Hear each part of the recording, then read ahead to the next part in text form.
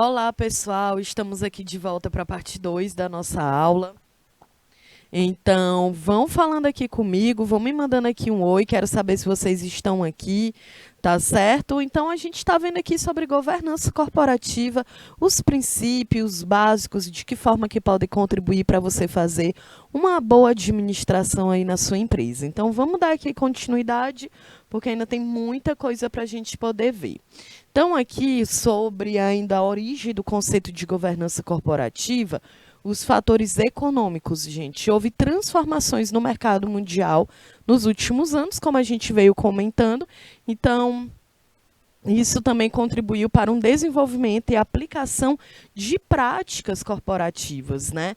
Então, nós tivemos mudanças nas empresas, na dinâmica do mercado, a globalização também impactou. É por isso mesmo que não existe, né, uma forma de administrar que ela é única e que ela vai ser aquilo ali o tempo inteiro, né, para a vida inteira. Uma empresa ter uma administração do mesmo jeito durante 50, 100 anos? É claro que não, porque as empresas elas vão se transformando de acordo com a sociedade, ela vai se transformando também. E a dinâmica do mercado financeiro, a globalização, que é a interligação que nós temos agora no mundo inteiro, né? Então, o Brasil, por exemplo, ele consegue fazer uma relação comercial com qualquer país do mundo, né, gente? As empresas aqui também no Brasil, elas conseguem fazer um produto, por exemplo, tu pode ter uma empresa aqui de bolsas e tu fazer a venda para os Estados Unidos, para Portugal, para a Europa, de uma forma geral. Então, a globalização, ela permitiu isso, né?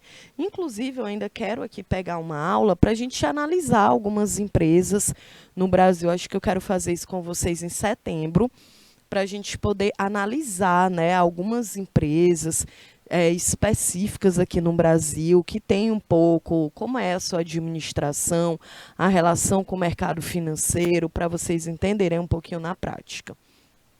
Bom, ainda dentro dos fatores econômicos, mais recentemente ocorreram dois outros fatos, né, que demonstraram a necessidade das empresas reverem as suas práticas e ampliarem os instrumentos de transparência e segurança. Primeiro, a crise e a turbulência financeira mundial. Gente, então isso aqui, você que vai ser o administrador dessa empresa, você vai ter que estar ligado nas questões econômicas do teu país. Né? Durante a pandemia, a gente teve muitas empresas que, infelizmente, fecharam, porque o mundo se transformou. Né? As pessoas elas tiveram que, por uma medida de segurança, trabalhar dentro de casa. Muita gente não tinha mais a necessidade um restaurante. Como é que o restaurante ia se manter se ele não recebia cliente? Ele fazia era vender, né? Por isso mesmo que o delivery durante o período de pandemia ele cresceu consideravelmente. Então isso aqui também tu precisa estar ligado. Não faz sentido. Tu precisa se ligar no que está acontecendo, tá certo? Então tu tem que pensar, beleza? Então eu trabalho aqui, a minha empresa ela vende esse determinado produto, mas de que forma que ela está vendendo esse produto? Está tendo retorno? Então a gente precisa estar ligados na realidade que essas empresas elas estão inseridas, tá certo, gente? Não faz sentido, na realidade que eu digo, na realidade do teu país, né? Se a gente está passando por um momento de crise. Não tem como, gente, tá bom? A gente precisa se ligar nisso aí, não tem como. Ó, a professora Fátima, ela diz, Kelly, o Bruno até cantou aqui no estúdio a musiquinha da Dolly. Olha aí, gente, não tem, fica muito no imaginário da nossa cabeça, né? A gente lembra realmente. E olha, a Dolly, gente, ela arrasou aí, porque eu nunca experimentei o refrigerante, eu não sei se é um refrigerante gostoso, né? Mas que a publicidade ela fez um impacto muito profundo. Mesmo eu nunca tendo tomado Dolly, eu conheço ele, porque a propaganda estava o tempo inteiro ali, né? E tinha uma musiquinha que fixava na tua cabeça. Então aí, gente, olha o marketing dessa empresa, tá de parabéns, não é verdade? Ó, aqui ainda na origem do conceito, né, há muitas teorias de como surgiu o conceito. Segundo o IBGC, que é de 2015, a governança corporativa ela surgiu para superar o conflito de agência. Ou seja, o que é um conflito de agência? É quando o proprietário ou acionista, né, que é uma pessoa que pagou para ter um pedaço, uma posse daquela empresa, atribui a gestão da empresa para outro indivíduo, que é um administrador contratado. Então, isso é muito comum, né? Muitas vezes o administrador dessa empresa não necessariamente é o dono ou o sócio majoritário, mas é também um funcionário, né? Então, é isso que é interessante, né? Não para quebrar essa hierarquia, porque esse administrador, ele também é um funcionário ali dentro. Não tem por que você se colocar em uma posição que você é superior às outras pessoas que você está ali trabalhando, tá certo? Então, pensa sobre isso. E olha, nesse caso aqui, o acionista, o grupo de acionistas, ele espera que esse agente contratado, que é o administrador, tome decisões que busquem atender aos interesses da empresa. Porém, nem sempre isso acontece, porque um administrador ele também pode ter interesses próprios, ele pode ter uma visão para administrar que é diferente.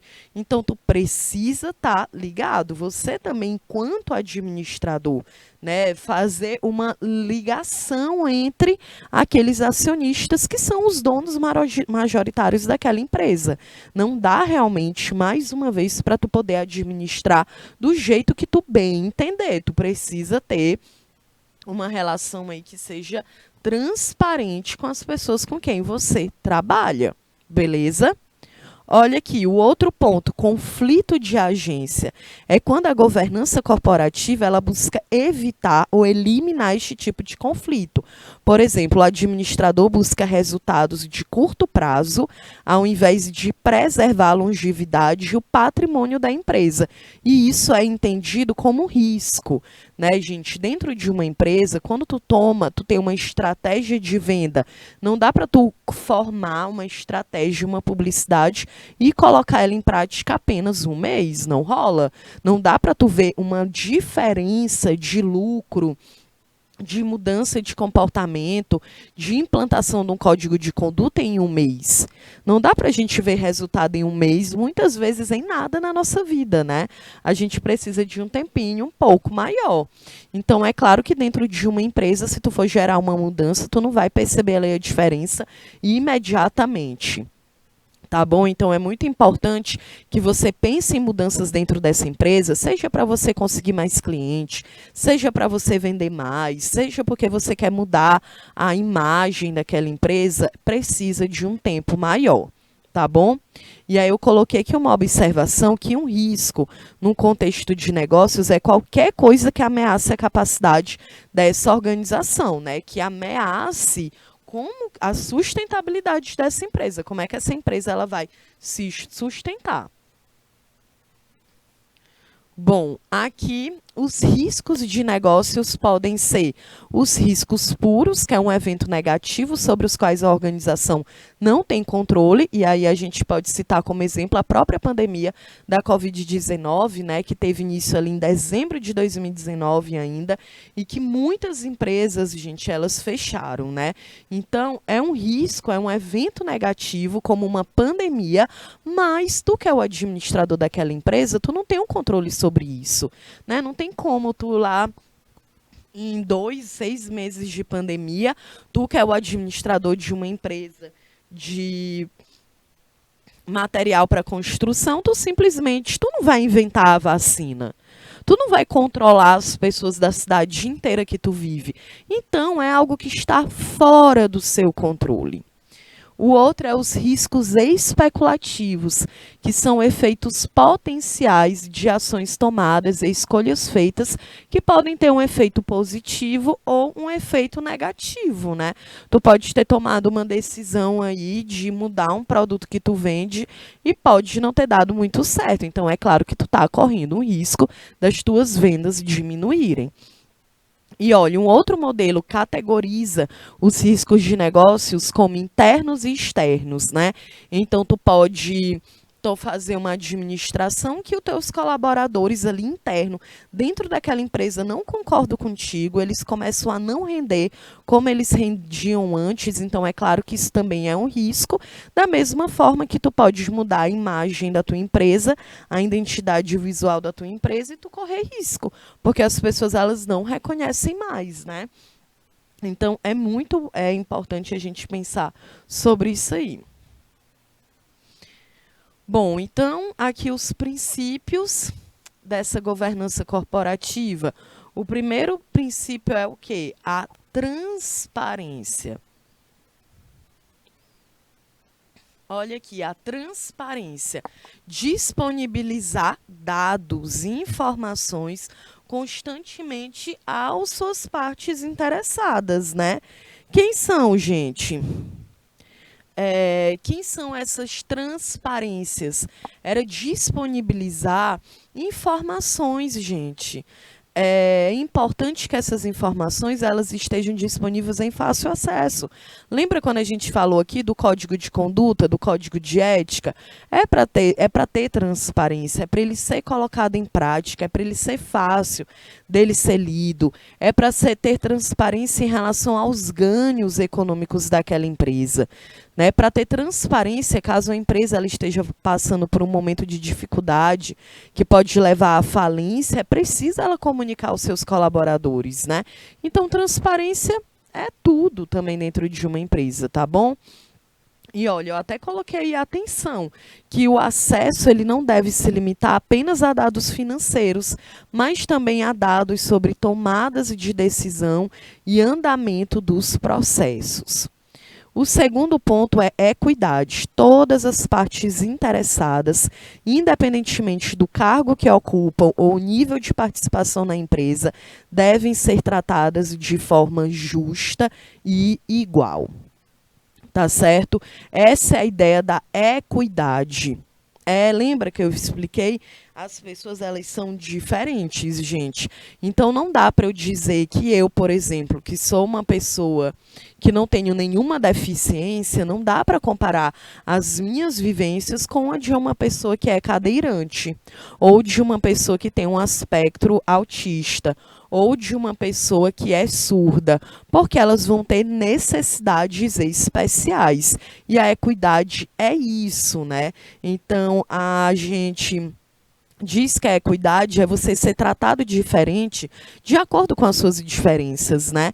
Então, uma pessoa que é cadeirante, ela precisa ter uma rampa adequada no ambiente de trabalho, a porta precisa ser mais larga, precisa ter um banheiro adaptado.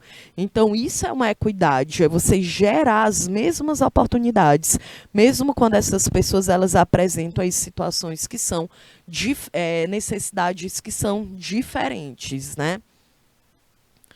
O terceiro princípio, prestação de contas. A administração deve prestar contas periodicamente sobre toda a movimentação econômica e financeira dentro daquela empresa. A economia, o financeiro da empresa não é algo que é isolado, escondido, que deve ser um segredo. Não, também é muito importante que tenha transparência ali dentro, né? Então, olha, a prestação de contas, ela precisa ser clara e compreensível, cabendo à organização assumir as consequências de seus atos e omissões. Gente, eu sempre falo, eu já falei isso aqui, né? Que a gente precisa, vão ser administradores, precisam ter autonomia. Na verdade, todo ser humano precisa ter autonomia, que é a capacidade de você tomar, né, boas decisões, fazer boas escolhas, mas é claro que em algum momento tu pode tomar uma boa decisão que ela não foi tão positiva assim, mas aí é que entra a questão. E aí? Tu precisa se responsabilizar. Não tem como esse administrador. Então, ele muda a identidade visual, o slogan lá da empresa dele. E aí, os clientes não sabem mais, né? Não identificam mais aquele produto, tem uma queda nas vendas, e aí é muito fácil. Se a Maria Cauane, que é a administradora, ela vai lá e diz: ah, galera, a culpa não é minha, a culpa é do marketing da empresa que decidiu mudar a identidade da empresa. Tá, Maria Cauane, mas tu é a administradora. Então, se tu é essa administradora, tu precisa se responsabilizar, porque essa tomada de decisão estratégica não foi somente pelo setor do marketing, também passou por você. Então, a autonomia, a responsabilidade é isso, precisa arcar quando você toma uma decisão dentro de uma empresa que às vezes não foi uma decisão muito bem pensada, certo? E aí, dentro dessa responsabilidade, está inclusa a responsabilidade financeira, ambiental, a forma de tratamento com os colaboradores, as estratégias que devem ser adotadas, né? Se responsabilize, afinal de contas, você tem esse poder de tomar decisões, então vai passar por você. Não adianta você sair culpando uma outra pessoa. Se tu culpar uma outra pessoa, fica mais feio para ti ainda, porque é a prova de que tu não está se responsabilizando. Ok? Bom, aqui o compliance, né? Que significa estar em conformidade, gente. E geralmente a gente tem muitas essas palavras, né? Que acabam virando.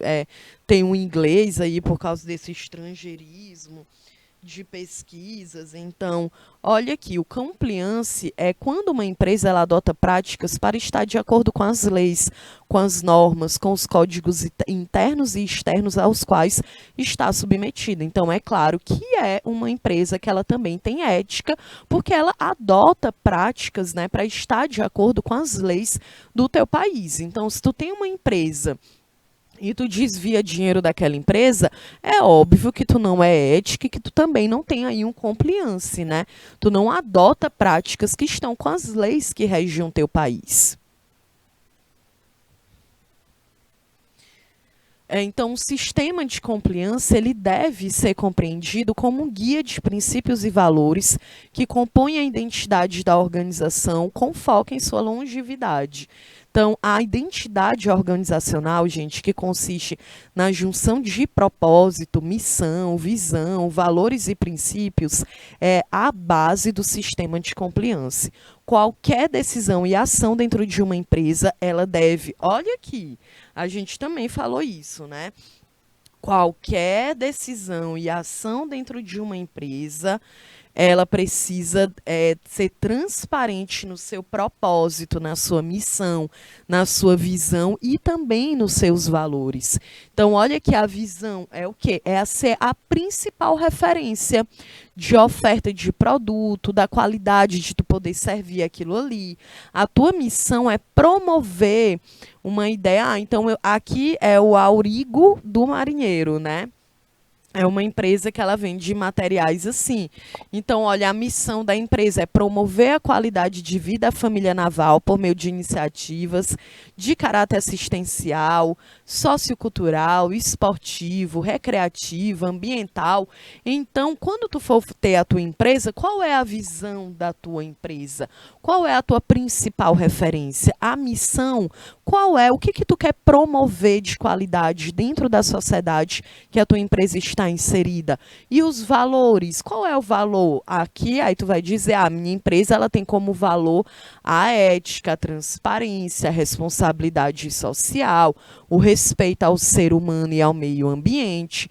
Então, isso aqui é fundamental. Toda empresa precisa ter a visão, a missão e os valores. Isso aí faz parte da cultura organizacional. É o que vai dizer o que é essa empresa, de fato. Olha, então as práticas. Um dos desafios das empresas, gente, é tomar decisões de forma ética, é óbvio, e que não são tomadas em sua maioria de forma individual. São tomadas ali também de uma forma coletiva. A gente já viu que o administrador ele não administra essa empresa de uma forma isolada, mas que ele precisa dos colaboradores, né? O próprio código de ética da empresa, lembra que a gente viu de conduta que é feito de uma forma coletiva, então é a prova de que tu não governa, que tu não administra de uma forma isolada. Então, para nortear, né, para guiar essas atividades individuais, a fim de que não comprometa o coletivo, é preciso adotar algumas práticas. Por exemplo, demonstrar o apoio da alta administração para com o programa de compliance, né? É aquela ideia, lembrando da expressão tom vem do topo, né? Então é a ideia de que é como essa imagem ela tá te mostrando, né? Esse administrador é como se ele estivesse nesse topo. Né? Então, ele vai chamando, ele vai levando os outros funcionários a tomar essas decisões junto com ele. Também trabalhar o fortalecimento da cultura, né, de engajar esses colaboradores, para eles também serem éticos, para eles também terem uma postura ali baseada em uma transparência. Então, olha que os outros detalhes, disseminar essa cultura, investir em treinamento dos colaboradores, manter o código de conduta atualizado e com um claro direcionamento do comportamento que é esperado dos administradores e dos funcionários envolvidos, manter atualizado, disponível e acessível a todos os colaboradores as políticas e as normas que estão no compliance, né? Que fala justamente da ética da empresa, envolver as áreas da organização nos processos. Então, demonstrando a sua importância. É muito importante que você demonstre a importância, né, daquele colaborador, que ele entenda que, olha, gente, esse serviço que a gente está prestando aqui é um serviço conjunto, tá certo? Então, é muito importante a gente se ligar nisso.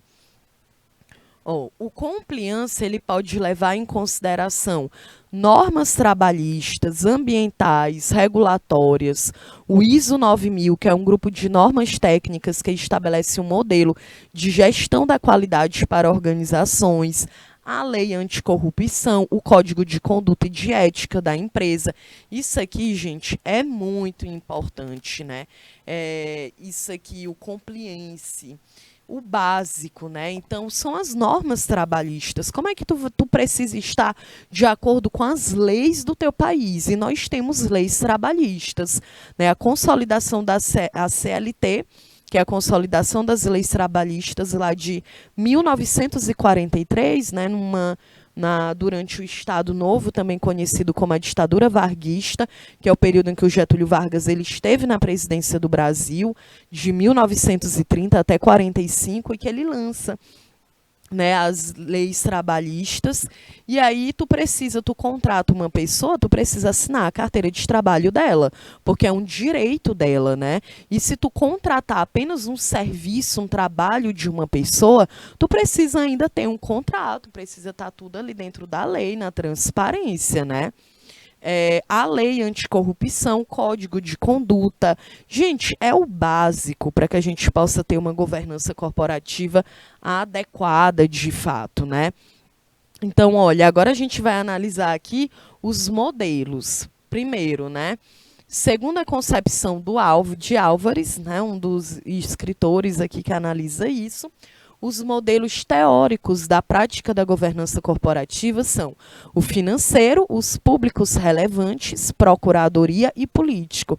Então, primeiro, um modelo financeiro com uma concepção mais legalista baseia-se em uma visão contratual da firma, né? Então, a questão financeira aqui são os contratos que essa empresa ela vai firmar com tudo que ela vai precisar, né? É um contrato com o funcionário, é um contrato com uma matéria-prima que tu vai ter que comprar, é um contrato da água, da luz, da internet, está dentro da lei, né? Então, aqui é uma ideia de construir as regras para alinhar os interesses dos administradores e dos proprietários ou dos majoritários e minoritários. O segundo é o modelo públicos relevantes, que o objetivo desse modelo, gente, é melhorar as relações e tornar públicas as ações, prestando contas para a comunidade, demonstrando responsabilidade social e sustentabilidade. O modelo de procuradoria. Neste modelo, a ênfase é nos gestores, que buscam um retorno elevado para os acionistas, né? Consiste numa concepção de empresa gerenciada, Ou seja, o modelo aqui, ó, o 2 é tu saber manter uma relação saudável com os teus colaboradores dentro da tua empresa e também com os teus clientes, né? Tu já pensou, tu tem uma loja, o teu cliente chega lá e ele é maltratado, provavelmente ele não vai mais querer voltar na tua empresa, né? Já o modelo da procuradoria é buscar o retorno elevado para os acionistas. É o dinheiro que vai entrar dentro daquela empresa. Uma pessoa que compra uma parte da empresa, ela é óbvio que ela está pensando no lucro, né? Então deve ser uma preocupação tua também. Se essa empresa ela está gerando lucro, porque se ela não estiver gerando, tu vai cair, não tem como, né? Então, o quarto é o modelo político, consiste na adoção da governança corporativa por motivos políticos, internos ou externos. Também é muito importante se ligar na política, na economia do país que tu vive, porque é óbvio que isso vai gerar um impacto muito profundo ali na tua administração, né? Então, olha aqui, a classificação das empresas. Categorias de classificação das empresas para o desenvolvimento das políticas de governança corporativa. Então, são 4. É a natureza jurídica, o estruturas de controle, caracterização do controlador e o porte da empresa. Então, as empresas, né, elas podem ser classificadas quanto à sua natureza jurídica, quanto às suas estruturas de controle e quanto à caracterização do controlador. E olha, gente, há uma quarta categoria, né, que é o porte da empresa, mas ela não é citada no Instituto Brasileiro de Governança Corporativa, mas que merece ser mencionada, né, que é avaliar o porte dessa empresa. Então, essas aqui, ó, é a classificação das empresas, olha aí. Lembra, justamente elas são classificadas dessa forma. Então, bora lá. Primeiro, a classificação quanto à natureza jurídica é um terceiro setor, por exemplo, que é esse terceiro setor é formada por organizações não governamentais, que não têm fins lucrativos, cujo objetivo é gerar serviços públicos ou melhorar as condições do meio social. Né, podem realizar também ações sociais voltadas para a educação, a saúde e até o combate à fome e à pobreza. Aí na tela vocês estão vendo alguns exemplos, né? Então, lembra uma empresa, quando ela é classificada sua natureza jurídica, entre o terceiro setor, que são as organizações não governamentais. Então, a gente tem aqui o SOS Mata Atlântica, o Instituto Sou da Paz, o AfroReg, a Cidade Democrática, a Anistia Internacional, são empresas não governamentais, mas que elas têm o objetivo de gerar uma transformação social na sociedade que estão inseridas, né? Então, os exemplos, os cartórios, as fundações mantidas com recursos privados, serviços sociais autônomos, partidos políticos e entidades sindicais. O segundo é as cooperativas. Uma cooperativa, gente, são empresas que exercem as atividades por meio de atos cooperativos, que se traduzem na prestação de serviços diretos aos seus associados, sem um objetivo de lucro, né? Mas tem um objetivo de obter melhores resultados, né? Para a cooperativa, ela não tem um dono ou apenas parte dos sócios serem gestores. Todos têm direito e deveres iguais. Então, se a gente faz uma cooperativa, não tem um dono específico. Todo mundo ali vai ter direitos e deveres iguais dentro dessa empresa, né? Então, qualquer pessoa ela pode ser sócio, desde que ela se identifique com o objeto ou que realize atividades, né, da mesma natureza. Então, a gente tem escolas, por exemplo, que é conhecido como uma cooperativa, porque todo mundo contribui. Nós temos cooperativas em relação à reciclagem, né, do lixo, então todo mundo participa, tá bom? E o número mínimo de associados para uma constituição uma instituição de cooperativa de trabalho é de pelo menos 20 membros. Né? Muitas vezes as empresas elas têm muito mais pessoas. Né? Mas para ser uma cooperativa, ela precisa ter 20 membros, que vão dividir, né, a mesma galera que trabalha ali, tá bom? Porque nós temos empresas que de funcionários, a gente tem 100 funcionários, então não é uma cooperativa. A cooperativa, ela é administrada e o trabalho é realizado por essas próprias pessoas que estão compondo essa empresa, tá bom? Ó, sociedades limitadas, né? Lembra, a gente está falando aqui das classificações.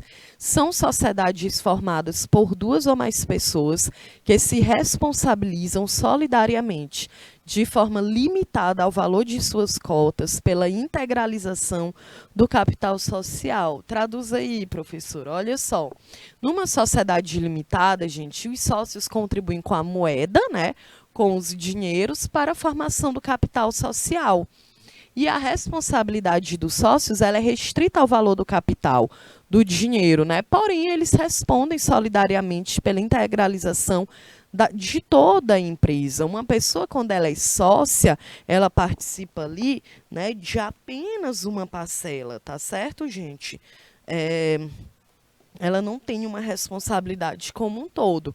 Então, cada sócio poderá ser chamado a integralizar as cotas, a cota, né, dos sócios que deixaram de integralizá-la.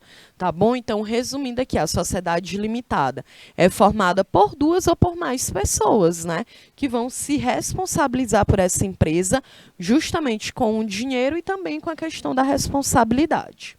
Fácil, né? Agora, as sociedades anônimas. As sociedades anônimas, gente, elas são empresas em que o capital social está dividido em ações que podem ser transacionadas livremente. Ou seja, a natureza das sociedades anônimas ela é sempre mercantil. É uma empresa que ela está sempre visando o lucro. Né? O controle é exercido por um acionista ou um grupo de acionistas. Exemplo, a empresa possui um sócio ou um grupo de sócios que tem a maioria do capital, né, do dinheiro dentro dessa empresa. Então, uma pessoa ou um grupo, para deter a maioria do capital, votante, né, de uma sociedade anônima necessita ter mais de 50% das ações com direito ao voto. Então, dentro de uma empresa, de uma multinacional, que existem muitos donos, muitos sócios, gente, quando eles vão tomar uma decisão sobre vender essa empresa ou se alinhar, fazer uma junção, né, com outra empresa, é preciso a galera ter voto. Quanto mais poder econômico, quanto mais ações tu tem dentro dessa empresa, mais tu vai ter condições de participar das decisões ali dentro, né? Tu precisa ser o dono pelo menos de 50% dessa empresa, das ações dessa empresa, né? É claro, tu pode vender ela também, mas a ideia aqui é isso, que tu tenha pelo menos 50% para tu poder participar de fato dessas decisões. Porque senão, aí tu vai falar, mas professor, eu sou dono, eu tenho 30% dessa empresa e mesmo assim eu não vou participar. É porque aqui, gente, nas sociedades anônimas é muita gente, certo? São muitas pessoas ali envolvidas. Então, para poder ter aquela ideia de que, beleza, quem que vai poder participar? Participa quem tem uma determinada quantidade de ações. No caso aqui, ó, necessita ter mais de 50% das ações. Ó, classificação quanto ao porte da empresa. Se ela vai ser uma microempresa ou uma grande empresa.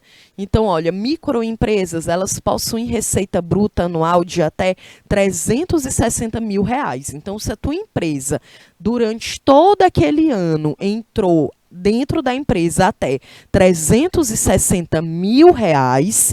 E quando eu falo entrou, esse dinheiro não é só de lucro. Entrou, também foi utilizado, foi o lucro, foi o dinheiro utilizado para pagar os funcionários, para poder fazer ela crescer.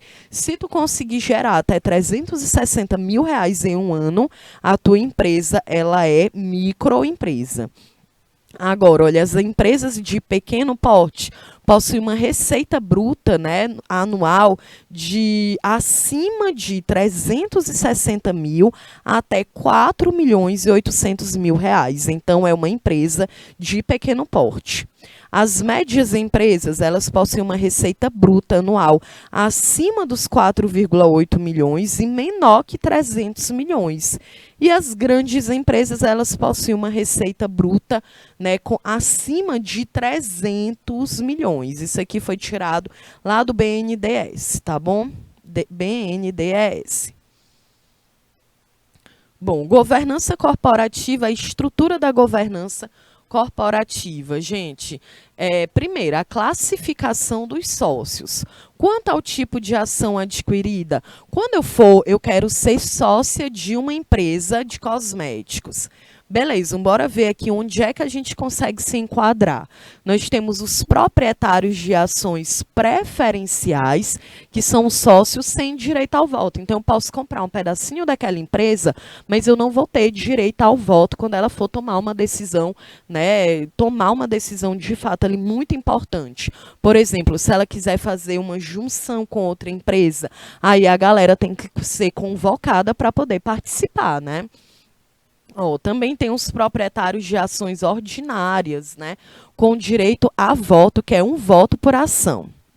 Quanto à participação no capital, os sócios majoritários possuem a maioria do capital votante, né, sendo detentores da gestão da empresa. E os sócios minoritários, que eles possuem o direito ao voto, porém, sozinhos não têm poder de decisão. Então, tá vendo como é muito importante? O administrador é a pessoa que vai ter uma relação direta aqui com esses sócios. E aí precisa saber quem é a galera que vota, que tem mais voto, que tem menos voto, né? Porque muitas vezes tu vai ter que convencer essa galera aí, né? Imagina, a tua empresa vai querer ser vendida, a galera vai vender a empresa. E aí tu vai tentar convencer essa galera. É muito importante que tu consiga convencer a galera, que os sócios que têm mais voto, né, gente? Aqui, ainda sobre a estrutura, a assembleia, reunião de sócios, é necessária a realização de uma assembleia geral. Como nós já sabemos, nenhum administrador toma decisões por conta própria dentro de uma empresa. Ele é preciso ter um contato com os seus sócios, os seus acionistas, os seus colaboradores. Então, pode ser uma reunião, que é um procedimento simples, ou pode ser uma assembleia, que ela já prevê etapas mais formais, né? E aí eu botei uma observação: a legislação obriga que assembleias e reuniões sejam realizadas anualmente, ainda que não haja administradores a serem eleitos ou lucros a serem distribuídos, né? Mas tu imagina, gente, um produto como uma Coca-Cola dessa, que está presente em quase todos os países do mundo, o tanto de gente que deve ser acionista de uma empresa como essa, com certeza não é uma reunião ali online, né? A galera faz uma assembleia para tomar decisões em relação a isso, né? Eu vi, né, uma vez matérias também que lembra a Coca-Cola, ela era a Coca Zero. Hoje ela é zero açúcar, sem açúcar. A embalagem ela é preta, né? E antes a embalagem ela era diferente. E ela era vermelha, mas ela era zero, né? E aí muitas pessoas não deu um choque lá. Por algum motivo, as pessoas acabavam não reconhecendo, não comprando a Coca-Cola quando ela teve uma imagem, a imagem dela, né? A identidade visual dela foi modificada. E aí tu imagina, com certeza teve uma assembleia para tomar essa decisão. Não foi uma boa decisão, né? Tão tal que a galera voltou atrás. Então, olha aqui ainda na estrutura, assembleia ou reunião de sócios são competências da Assembleia Geral, segundo o Instituto Brasileiro de Governança Corporativa, aumentar ou reduzir o capital social, né, e reformar basicamente as principais decisões ali. Tomar anualmente as contas dos administradores, saber qual é a função de cada pessoa dentro daquela empresa, avaliar se aquela empresa está gerando bons resultados ou não, aprovar a remuneração dos administradores. Aqui interessa a vocês, né? que é justamente dentro dessas assembleias, né? O administrador, ele também não decide ali qual é o salário dele, né? Vai ter os sócios é que também vão delimitar. E é claro que tu pode se basear no teu código de ética que tem lá o salário, né? Como a gente já viu. Ó, um dos aspectos relevantes para estruturar uma gestão com sistema de governança é a estrutura da empresa, que tem o conselho de administração, o conselho consultivo, os comitês do conselho de administração, políticas de gestão e controles internos, o conselho fiscal, a auditoria independente. São muitos aqui sistemas, né, gente, para poder fazer uma boa administração de uma empresa. O conselho de administração, vamos analisar, cada um é um órgão colegiado encarregado do processo decisório de uma organização. É o direcionamento estratégico de como é que aquela empresa ela vai funcionar. E o conselho de administração é o principal componente do sistema de governança. Então, lembra, né? O conselho de administração é o principal componente do sistema de governança.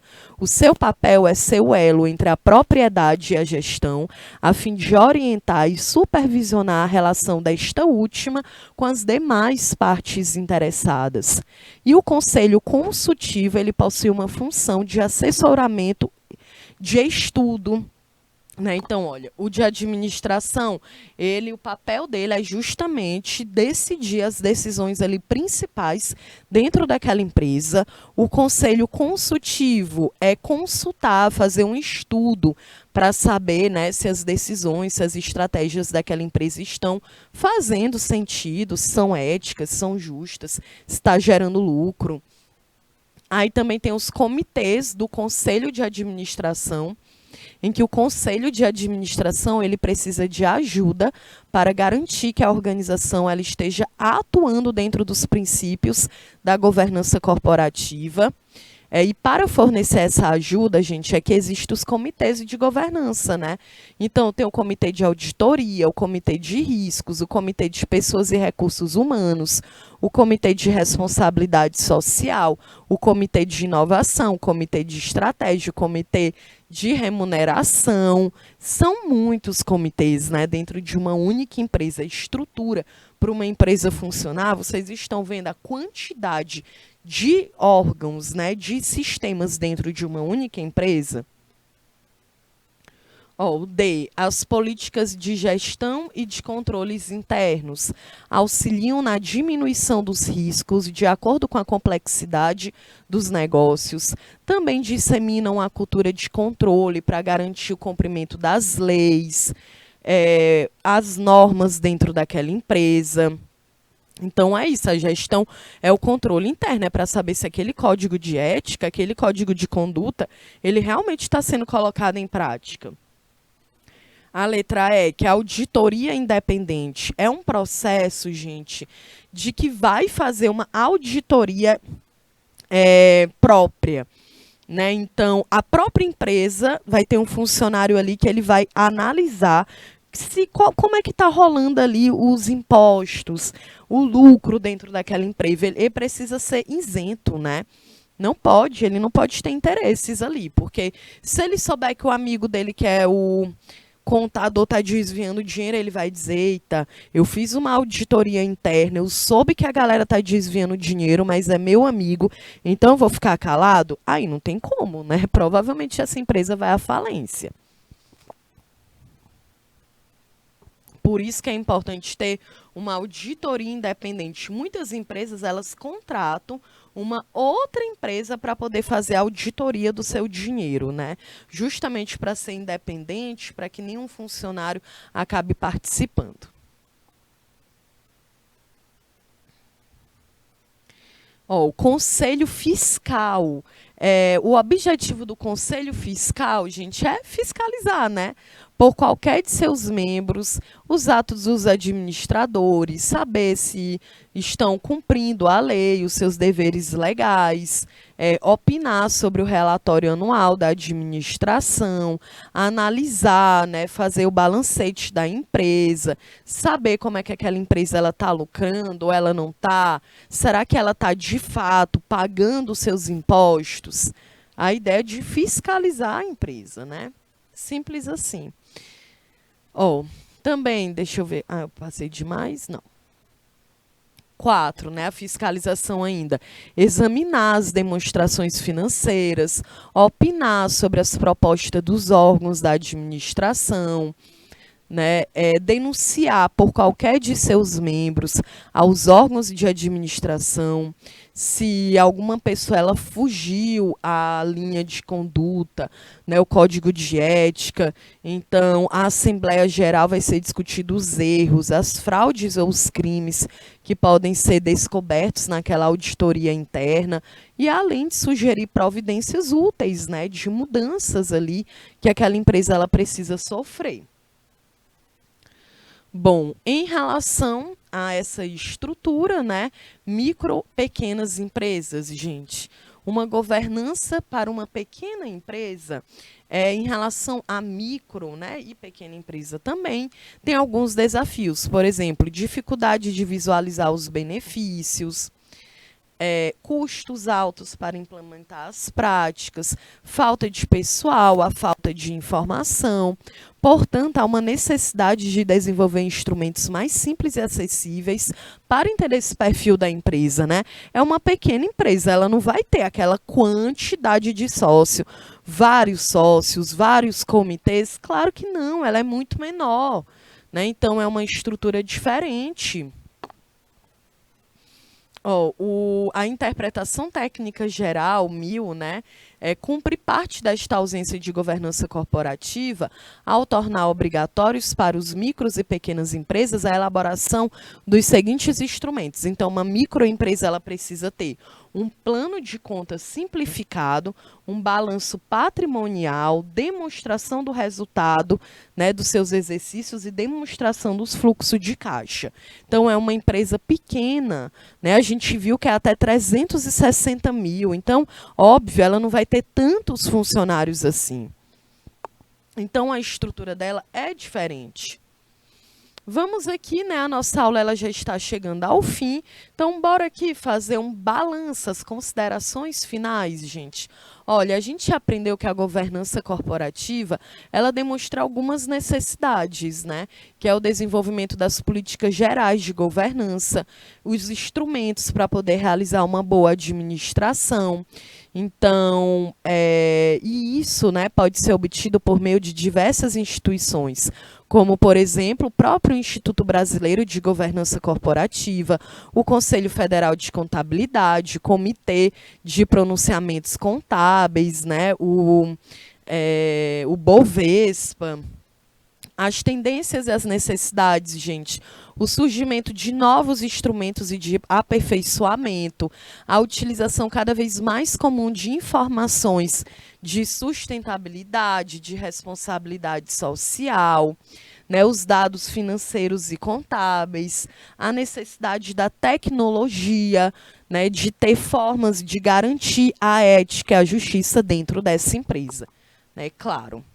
Olha, aqui tá as referências, tá? Lembrando que vocês podem acessar o site do canal Educação, para que vocês possam pegar os links dos livros que eu coloquei aqui, para que, né, tudo que a gente está se baseando é porque também existem pesquisas, estudos, né, que são realizados, inclusive, pelo próprio Instituto Brasileiro de Governança Corporativa. Então, o poder da administração ética, ética empresarial, né, ética da administração pública, código das melhores práticas de governança corporativa. E aí agora, né, tem aqui uma atividade para que a gente consiga responder.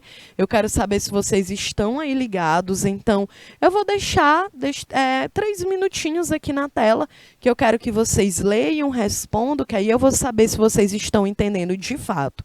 Então, Yara, por favor, 3 minutos.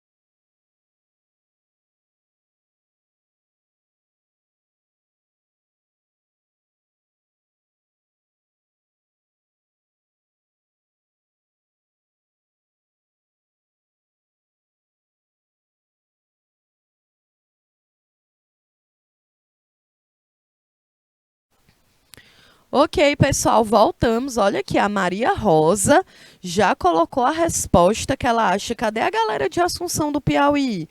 Cadê a galera de São Luís, de São João? Apareçam aí, galera. Bora ver. Governança corporativa, um conjunto sistêmico de processos, práticas e normas que regulam uma empresa, com o objetivo de garantir a ética, a transparência e a gestão. A Maria disse que está verdadeira, o Fernando disse que é verdadeiro e estão corretos, é verdadeiro mesmo, né? É isso a governança corporativa. São práticas, são normas, porque tu quer garantir a ética, a transparência e uma boa administração dessa empresa. Então, verdadeiro. 2. Princípios da governança corporativa: transparência, equidade, prestação de contas e responsabilidade corporativa. Verdadeiro também, né, gente? Muito bem. O item 3. Uma instituição destacada na elaboração das políticas de governança corporativa no Brasil é o Instituto Brasileiro de Governança Corporativa. Verdadeiro também, né? Eu já falei tanto essa palavra aqui, Instituto Brasileiro, meu Deus, que eu vou sonhar com ele hoje. Ó, o 4, modelos teóricos da prática da governança corporativa são financeiro, públicos relevantes, procuradoria e político? Não, né, gente? Aí não tem nada a ver com essa ideia de verdadeiro. Por quê? Modelos teóricos da prática da governança corporativa são o financeiro, os públicos relevantes, a procuradoria. Aqui é muito mais no sentido, né? Não, é verdade, da prática, né? Dos modelos teóricos, como é que a gente vai administrar. Então, ter também uma noção de que uma empresa, para ela funcionar, a gente precisa ter uma noção do financeiro, qual é o público que vai absorver aquele produto ou aquela prestação de serviço. E também entra a questão das regras jurídicas, né? Então, é verdadeiro. Muito bem. Quem é aqui a galera? Ó, Maria Cauane aí, ó, show, viu? Mas tu entendeu também, né, Fernanda? Eu fiquei na dúvida, igual o Fernanda e a Maria Rosa. Mas beleza. Olha, instituição destacada na elaboração das políticas de governança corporativa. E aí, gente, qual é a instituição destacada na elaboração das políticas de governança corporativa? Bom, que tá na cara, né? Que eu acabei de dizer, que a gente já falou tanto, né, Maria Cauane? Com certeza, alternativa verdadeira, letra D. Terceira questão, disponibilizar dados e informações constantemente, né, às partes interessadas, né? É importante que essas informações estejam disponíveis com fácil acesso. Qual princípio da governança corporativa foi descrita acima? Ó, disponibilizar dados e informações constantes para as partes interessadas que desenvolvem aquele trabalho ali de uma forma conjunta, né? A Maria Cauane disse que é a transparência, muito bem. E quando a gente fala em transparência, não é somente prestar contas, né? Porque senão eu poderia muito bem ter marcado a letra C, que é a prestação de contas, mas a transparência, gente, não é só sobre em relação à questão financeira, mas é também sobre tomadas de decisões ali dentro daquela empresa. Então, aqui, com certeza, a alternativa verdadeira é a letra A. Quarta questão. Todas as partes interessadas, independentemente do cargo que ocupam ou nível de participação na empresa, devem ser tratadas de forma justa e igual. Qual o princípio da governança corporativa foi descrito acima, gente? É o quê? É a transparência? É a responsabilidade? É a prestação de contas? É a equidade? E aí, qual a alternativa que vocês acham que está correta? Quando a gente fala em que todas as partes interessadas, né, das pessoas que estão trabalhando dessa empresa, elas devem ser tratadas de forma justa e igual. A Maria Cauane disse aqui que é a letra D, equidade. Muito bem, né? Inclusive, eu expliquei aqui na ideia de que existem pessoas que têm necessidades especiais. Então, elas precisam ser tratadas com essa necessidade especial. Então, com certeza que é a equidade, a gente já teve até aula, né? Falando sobre o que é equidade. Bom, então nós estamos aqui chegando ao final da nossa aula. Eu coloquei uma revisãozinha, porque, gente, a gente viu muita coisa na aula de hoje, não foi?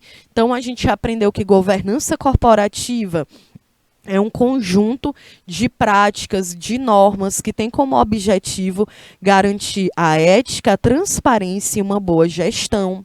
Vimos aqui também a origem do conceito de governança corporativa, em que ela surgiu, né, para superar aquela ideia de conflito entre um administrador e os donos daquela empresa, né, porque não necessariamente o administrador é o dono, ele também é um colaborador. Então, o conceito da governança corporativa é para que pudesse diminuir os conflitos internos dentro de uma organização. Aprendemos também que uma instituição destacada, né, na elaboração das políticas de governança é o Instituto Brasileiro de Governança Corporativa, que criou esse código. É uma espécie de guia que pode ajudar um administrador a fazer uma administração que seja positiva. a letra D aqui, nós aprendemos também sobre os princípios da governança corporativa, que é a transparência, a equidade, a prestação de contas e a responsabilidade corporativa, que entra ali a responsabilidade social, o respeito à multicultura, a sustentabilidade. E também aprendemos o que era compliance, que significa estar em conformidade, que é quando uma empresa ela adota práticas para estar de acordo com as leis, de acordo com as normas, de acordo com os códigos internos. Tem uma relação direta também com a política e com a economia do país, que essa empresa ela está ali submetida. Beleza, gente? Todo mundo entendeu? Coloca aí no nosso chat, por favor.